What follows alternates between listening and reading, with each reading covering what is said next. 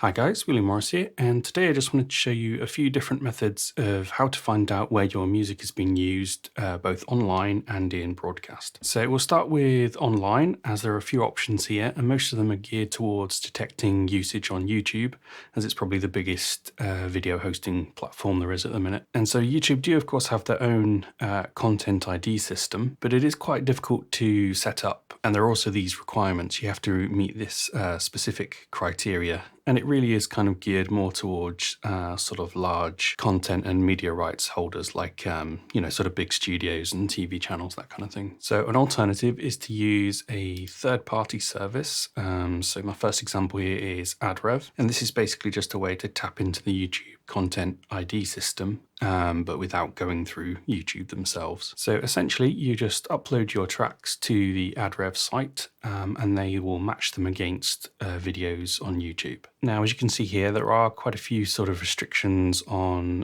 what you can upload to be detected. And they also have a few rules about covers and parodies. But as long as you don't go against any of these, you're safe to upload. And once your tracks are matched, AdRev will place an advert on the video that it finds on YouTube. And the revenue generated from that advert will then be split between you and AdRev.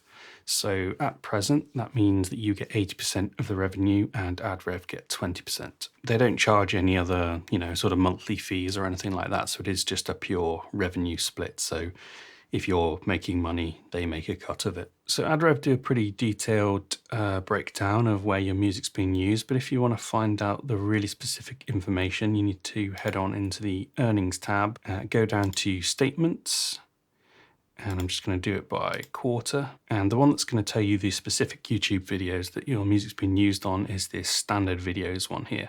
So it's going to download as like a spreadsheet format, which you can then open up in Google Spreadsheets. So I actually only have about 3 tracks with AdRev. The majority of my stuff goes through publishers and they kind of handle all of this. But this is nice for kind of your own stuff that maybe you've self-published.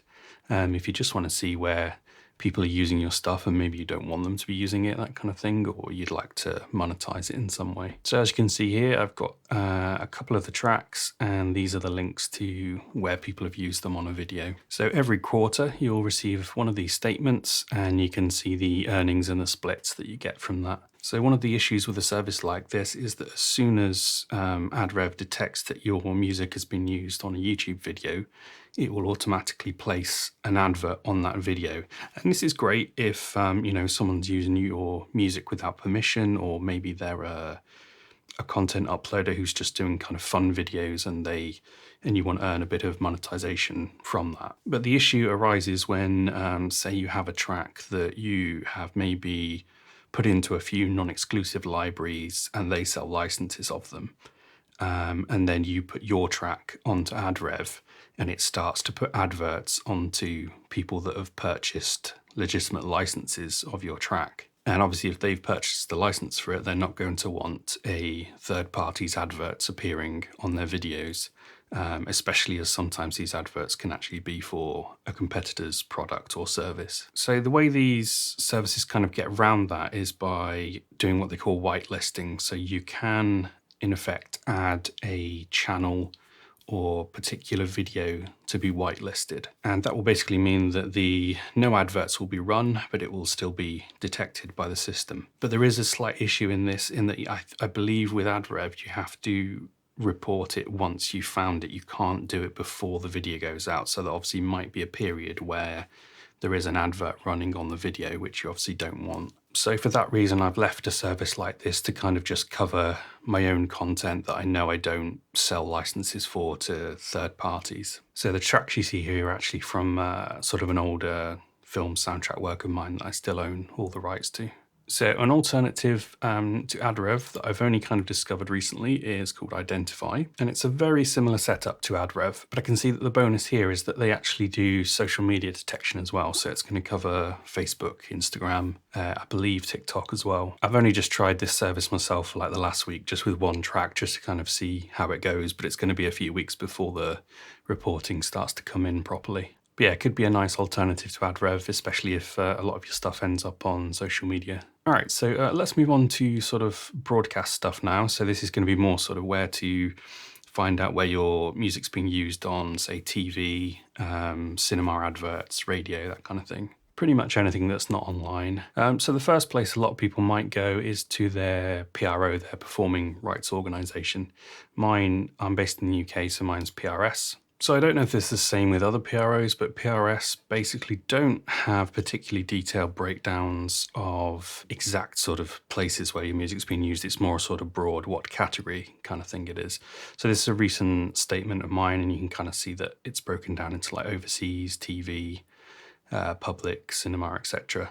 But even if we go into one of these categories, go into television, you can get the station that it's been on, the channel, but you're never really aware of particular shows or anything like that. So a little while back I started using a service called TuneSat, and what's great about this is that it will tell you not only the show and the episode that your music's being used on, but also gives you a little audio clip to listen to so you can hear it in context on the actual show. And they do detections, it's mainly for TV, but it's kind of a lot of American stations, a lot of European stations. So it does pick up, I'd say like 75% maybe of the stuff I've got out there for TV. And it's pretty easy to set up. You literally just upload your tracks and then it will get on detecting them in the background. It is actually a free service up to 50 tracks, and then I think beyond that you need to pay for a subscription. But definitely really handy for stuff that you're not going to see in your own country. So the final one I wanted to talk about was a fairly new service called Track. But I'm quite excited about this one because not only does it do sort of on-air detection, you can also upload your statements from your PRO and it will analyze them. And it also has a feature to detect the differences between its detections and what's on your PRO statements. So effectively you can find out maybe what PRO income you're missing out on. And the only reason I'm not signed up at the moment is because currently they don't support PRS. I think it's just the kind of main 3 American PROs. But hopefully this is